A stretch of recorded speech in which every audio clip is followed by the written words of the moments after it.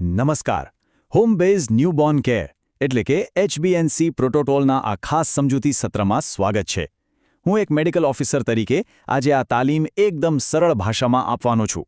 આપણે અદ્ભુત આશા બહેનો માટે આ સ્ટેપ બાય સ્ટેપ માર્ગદર્શન છે, જેથી કોઈ પણ નાની વાત ભૂલાય નહીં અને આપણે શિશુ તથા માતાની શ્રેષ્ઠ કાળજી સુનિશ્ચિત કરી શકીએ.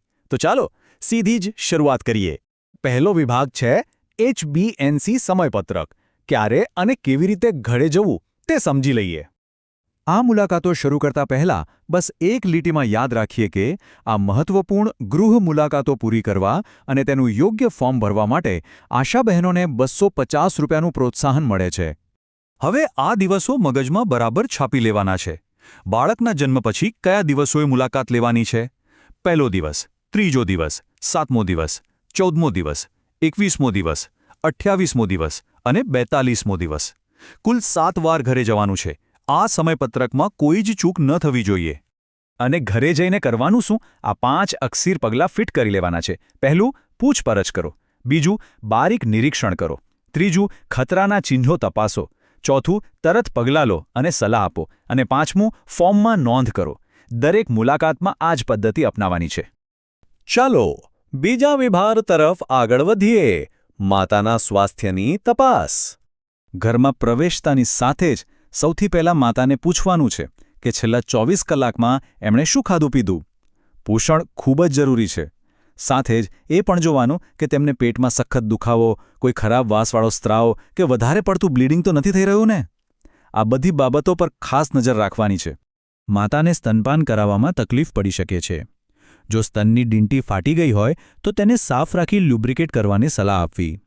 પણ જો દૂધ ભરાઈ જવાને કારણે સ્તન કઠણ થઈ ગયા હોય તો બાળકને વારંવાર દૂધ પીવડાવવા અને હળવા હાથે માલિશ કરવાનું કહેવું.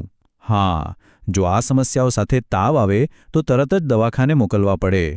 અહીં ખાસ ધ્યાન રાખવા જેવી બાબત, જો માતાને 100.4 ડિગ્રી ફેરનહીટથી વધારે તાવ હોય અથવા તે અસંબદ્ધ કે અસામાન્ય રીતે વાત કરતી હોય તો સમજી લેજો કે આ એક મોટી લાલ બત્તી છે. આમાં જરાય રાહ જોયા વગર તાત્કાલિક હોસ્પિટલમાં રિફર કરવા જ પડે. હવે આવે છે વિભાગ 3, નવજાત શિશુની તપાસ.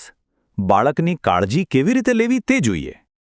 પણ ઊભા રહો, બાળકને અડતા પહેલાંનો એક જડબેસલાક નિયમ છે. સાબુ અને ચોખ્ખા પાણીથી હાથ ધોવા જ પડે. ઇન્ફેક્શન અટકાવવા માટે આ સ્ટેપમાં કોઈ બાંધછોડ ન ચાલે.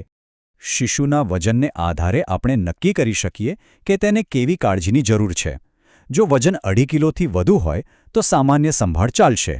જો 1.8 થી 2.5 કિલોની વચ્ચે હોય તો ઘરમાં જ કાંગારૂ મધર કેર એટલે કે KMC આપવી પડશે. પણ જો બાળક સાવ નબળું હોય એટલે કે 1.8 કિલોથી ઓછું વજન હોય તો કોઈ જ વિચાર કર્યા વગર તેને સીધું નવજાત સંભાળ એકમ અથવા NBSUમાં રિફર કરવું. માતા અને બાળકના ખતરાના ચિહ્નોને અલગ પાડવા ખૂબ મદદરૂપ થાય છે.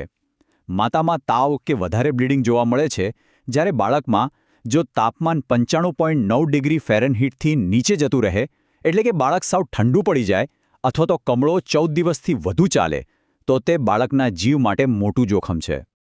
ઘણીવાર પ્રશ્ન થાય કે બાળક ભૂખ્યું છે કે કેમ તે કઈ રીતે ખબર પડે. સાવ સીધો હિસાબ છે. જો બાળક દિવસમાં 6 વારથી ઓછો પેશાબ કરે છે અથવા સતત રડ્યા કરે છે તો તે સ્પષ્ટ સંકેત છે કે તે ભૂખ્યું છે. આવા સમયે દર 2 કલાકે બાળકને સ્તનપાન કરાવવાની કડક સલાહ આપવી જ રહી. હા, પણ હવે સૌથી ગંભીર અને નિર્ણાયક ભાગ પર આવીએ છીએ.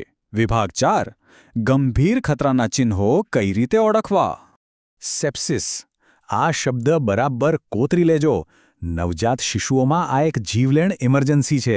જો સમયસર આની ખબર પડી જાય તો હોસ્પિટલ પહોંચાડીને આપણે ચોક્કસપણે એક નાનકડો જીવ બચાવી શકીએ છીએ.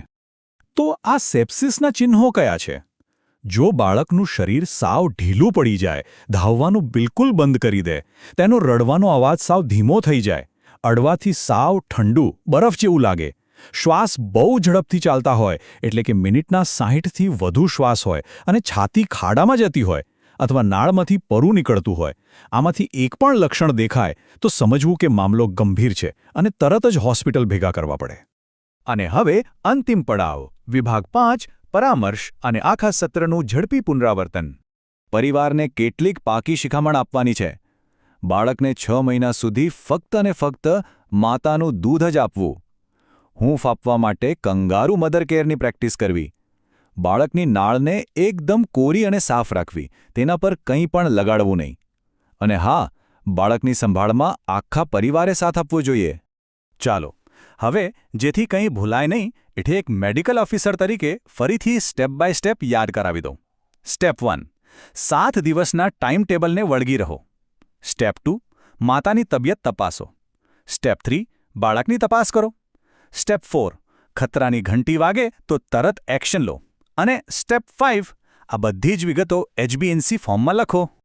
આ સરળ અને મજબૂત માર્ગદર્શન સાથે આપણા ફ્રન્ટલાઇન આરોગ્ય કાર્યકરો હવે સંપૂર્ણપણે સજ્જ છે.